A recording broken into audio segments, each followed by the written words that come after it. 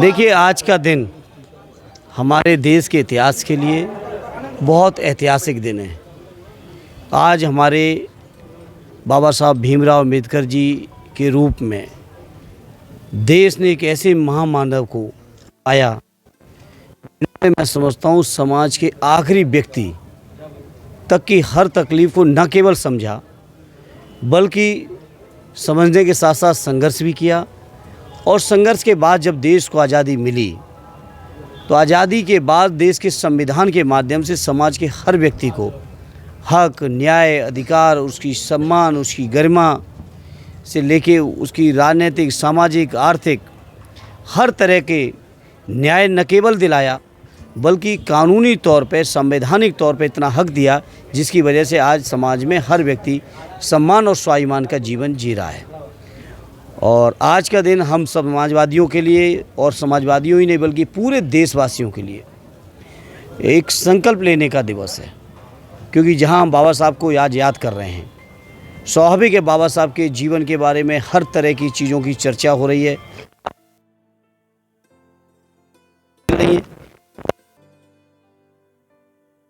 पड़ी है जिन बाबा साहब ने संविधान के माध्यम से पूरे देश के करोड़ों लोगों को न्याय दिलाया था, आज उन करोड़ों लोगों की जिम्मेदारी बनती है कि बाबा साहब का बनाया हुआ संविधान देश में बना रहे, बचा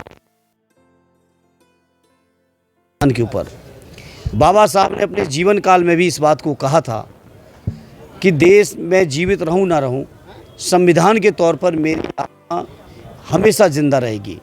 आज बाबा साहब की आत्मा को भी खतरा है, देश के संविधान को भी खतरा है और स्वाभाविक संविधान को खतरा है। तो जितनी भी लोकतांत्रिक व्यवस्थाएं हैं, या हमारा लोकतंत्र है, या हमारा वोट देने का अधिकार है, लोकतांत्रिक संस्थाएं, सभी को खतरा है। और इस मौके पर मैं अपील करूँगा देशवासियों से, प्रदेशवासियों से, आजमगढ़ वासियों से कि बाबा साहब के संविधान को बचाने के लिए, देश का लोकतंत्र बचाने के लिए इस बार हर हाल में भारतीय जनता पार्टी को हराएं और इंडिया गठबंधन को जिताएं।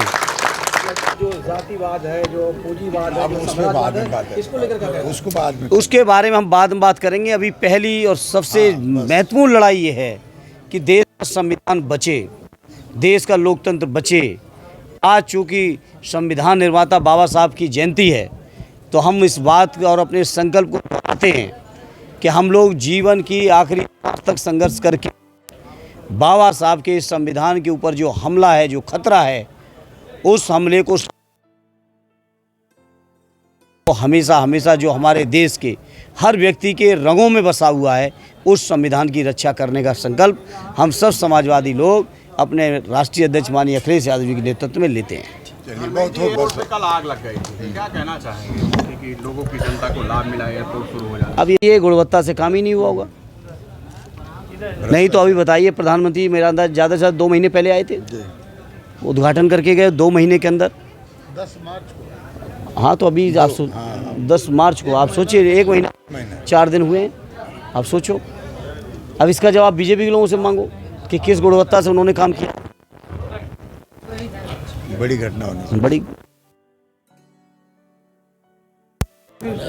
है और आरक्षण भी है, क्या लग रहा है? मैंने आपसे कहा, आपने सुना नहीं लग रहा।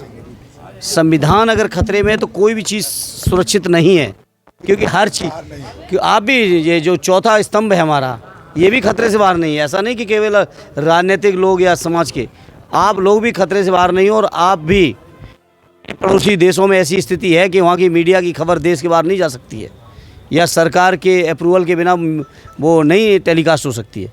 आप भी उसी दायरे में आ जाओगे। आधे तो आ चुके हो, थोड़ा बहुत बचा है, अगर संविधान नहीं बचा तो वो भी नहीं बचेगा। धन्यवाद।